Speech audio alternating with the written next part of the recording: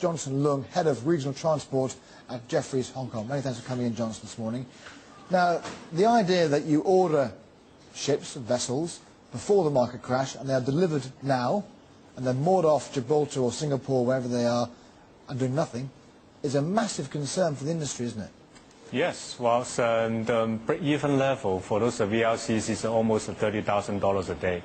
So when you're not using it, so you're burning cash every day at the tunes of $30,000. So yeah, it is. It's a value erosion for the industry. We're waking up now to the European concerns, sovereign debt. We're waking up indeed to the US concerns as well. Speeches this week, Chinese inflation.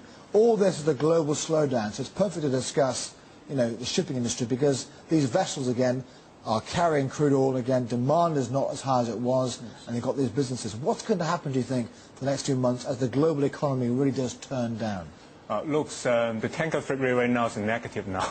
That means that the ship owners are subsidizing the bunker. The time charter rate is below zero. So we are not having a recession yet. The seaborne traffic. Yet, Johnson. Yeah. So what I mean is it could happen still. So the seaborne oil traffic is growing about 1 to 2% this year. So if we go into a recession, so we could see a contraction in seaborne oil traffic. So we have a supply issue, too many ships. If a demand also go into negative growth, then yeah, we have bigger issue. That's where we are now. What will it take to turn the situation around? Well, certainly the first one is we need to have a higher growth in the seaborne oil traffic or some healthier global economy. Secondly, which I think is will be really treating the root problem, is one is basically scrapping some of the ships as too old, so removing some capacity. And secondly is slow down the delivery of the ships under construction, or if possible, even cancel them. So I think those are the solutions that you eventually treat the issue for the tanker segment. So there's a big issue of oversupply, isn't it? What Yes. do you think is the future there for tankers? Are mergers almost inevitable?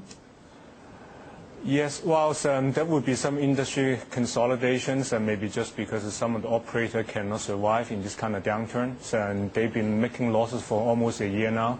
So August, for the whole month, basically the charter rate is negative. So basically it's the operator burning cash every day. So there will be survival issues, and then I think some of the stronger players probably pick up the bigger one. And Johnson, how many in your experience, looking at it, having been in the industry, are facing bankruptcy, percentage-wise?